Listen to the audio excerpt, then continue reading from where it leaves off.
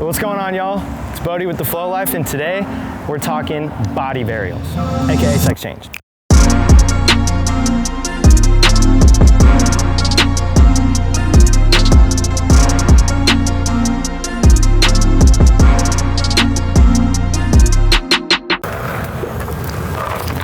Now, before we get into how to do a body varial or sex change, what is it? Pretty plain and simple. It's basically when you jump up off your board, you do a 180, but your board stays, and you land back on it. Now, when are sex changes gonna be useful? I don't really know if there's like a useful way to use a sex change. Yeah, it's pretty much just a trick. This one's a trick. So there's a couple key things to focus on before we get into the actual steps. Now, one of those things, similar to the revert, if you haven't watched that video, I'm gonna say the same thing, so you can stick here, or I'll link it up here. But those of you that have seen it, you kind of have a leg up. So one of the most important things with these 360 and 180 tricks is separating your upper body from your lower body. So we wanna be throwing our spins more like this than like this. You wanna separate your upper and your lower body because that gives you a lot more control over how fast you're spinning. It also makes it a lot more comfortable, in my opinion. Because you want that control, because sex changes are really cool on flat ground, but you can also do sex changes up stuff, you can do sex changes down stuff, you can do sex changes over stuff, you can bonk sex change. Sometimes I do hippie jump sex changes. There's a lot of variations you can do with this trick. So having a lot of control over it is key. Separating your upper body and your lower body. Okay, so that's one thing to focus on. Now the second one is very important, and this goes across a lot of other tricks as well, and this is jump from your ankles with your feet flat. And this works the same for a lot of other tricks, all the tricks you're leaving your board. You need to make sure you're jumping from your ankles and you're keeping your feet flat. What I mean by that is when you jump off your board, it's not like jumping off the ground where you're pushing off your toes, and you don't want to like try to counter that by pushing on your heels, because you won't get a lot of pop out of it and you'll end up just rolling the board the other way. The goal here is to keep the board flat while you're off of it so that you can come back down onto it. So the most important thing is you're jumping, like I visualize when I jump, I'm not jumping from my feet. I visualize I'm jumping from this ankle bone right here. That's what I'm jumping from, and I'm just keeping my feet dead flat. Just absolutely dead flat, so that when you hop up off your board, the board stays flat for you to come around and get back on it. The worst thing that you can do is jump off, roll your board, try to land on it primo, hurt your feet, slip out. Sucks. Those are two of the most important things. Separate your upper body, lower body, jump from your ankles.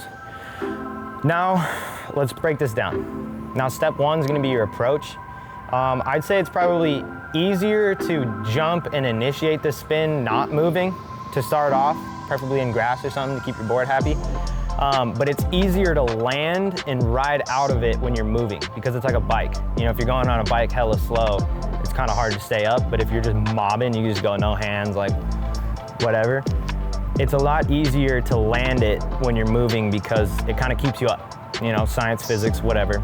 So I would recommend starting to learn this trick on grass or some sort of soft surface to keep your board happy, and then gradually start moving faster and faster, and then just start throwing them on the streets.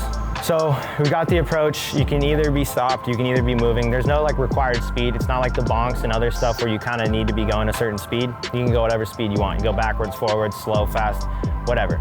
Just make sure your knees are bent and your hips are over the wheel. That's what's really important about your approach, or the beginning of the spin. So now second is gonna be initiating those shoulders.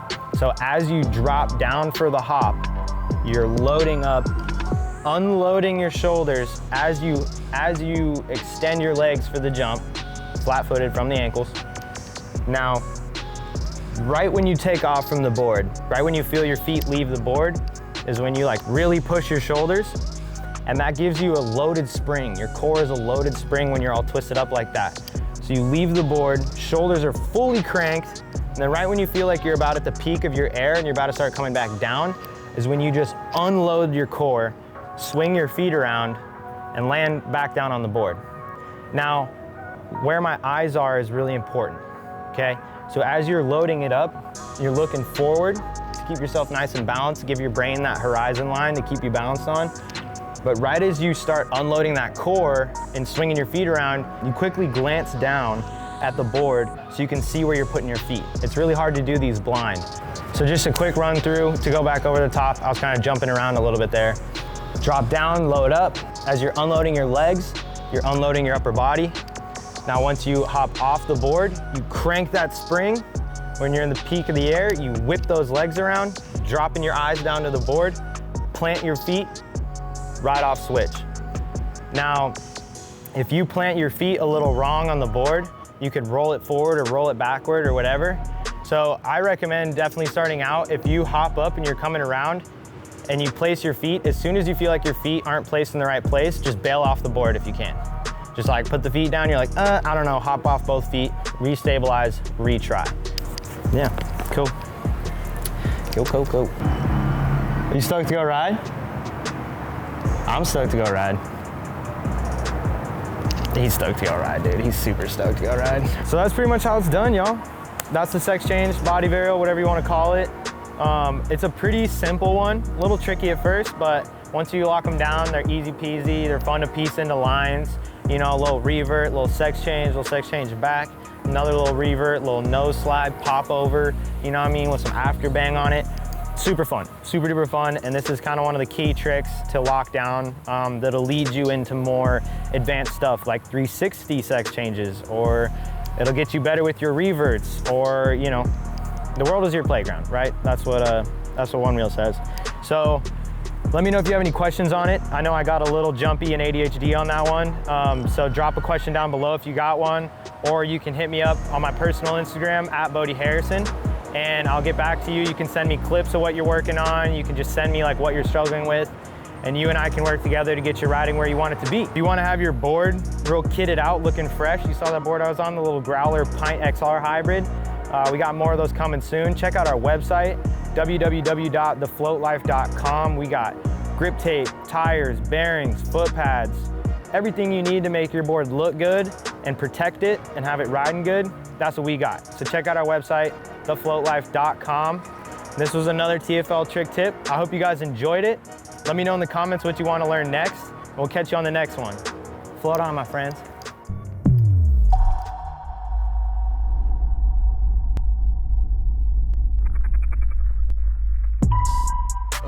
You stoked to go ride? I'm stoked to go ride. I'm gonna go ride. You should too. But if you're not, definitely subscribe to our channel or check out one of these two videos. I'm gonna go get my shred on.